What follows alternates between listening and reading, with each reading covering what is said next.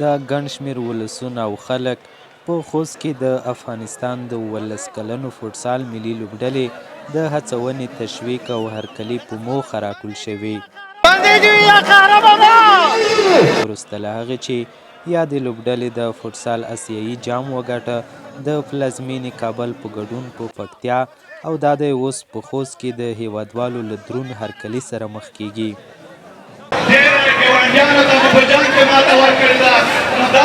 د مراسمو ترتیب کوونکي او ګډونوال وایي چې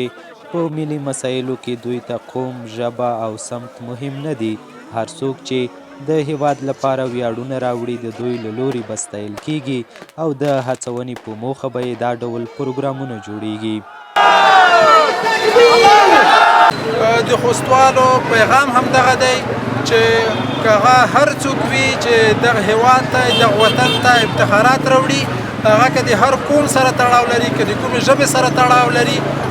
دوی د دغه وطن او د دغه خاورې افتخار دی او موږ به د دوی دپاره د خوښۍ مراسم نیسو.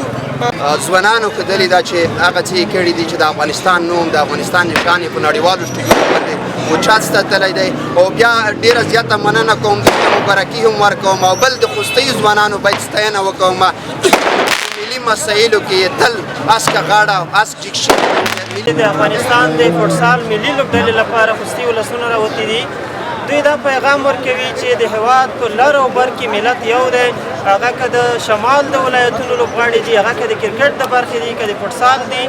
نو د یووالي پیغام ورکوي او انشاءالله دروند استقبال به یې ترسره شي. هر څوک چې په هره رشته کې اتلولي وړي د خوست ولسونه به دغسې تشویقوي، داسې به په زیات تعداد د چوک ته تر دریمې ټول افغانستان یو افغانستان دی او خوست یې په ویاړ سترګې جګې دي. د فوټسال ملي لوبغاړي خوښ دي چې د خوست د لیدنې ترڅنګ په پراخه کچه ستاینه او هرکلی کیږي، خو په ورته مهال له افغان حکومت تجارانو او سرمایه‌دارانو غواړي چې په مالي لحاظ هم مرسته او ملاتړ وکړي، ترڅو په نړیوالو سټیجونو کې له دې هم ډیر او ستر ویاړونه د هیواد لپاره راوړي. و ما خیلی خوشحالیم که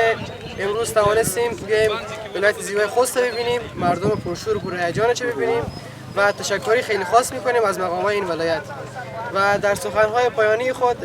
میخوام اعلان کنم که این تیم راه یافته به مسابقات جام جهانی 2026 که حریفای قوی مثل برزیل، اسپانیا و ابرقدرت‌های دنیا داریم. از شما خواهشمندم از سکتورهای خصوصی و از تجارای ملی که این تیم را حمایت کنند تا بتوانیم مدال طلای جهانی را از افغانستان و این برد شیرین تاریخی را به تمام ملت افغانستان تبریک میگیم و یک تشکری خاص از مردم ولایت زیبای خوست و مقامات ولایت خوست بسیار زیاد تشکر میکنیم از مهمانیشان، از این قدردانیشان. یک جهان سپاس. و در آخر پیام با تمام جوانان و تمام ورزشکاران است که تلاش کنند تا بتوانند در میادین مختلف در کشورهای مختلف پرچم افغانستان را بلند کنند. اما احساس که ما در مسابقه فاینال بعد از قهرمانی داشتیم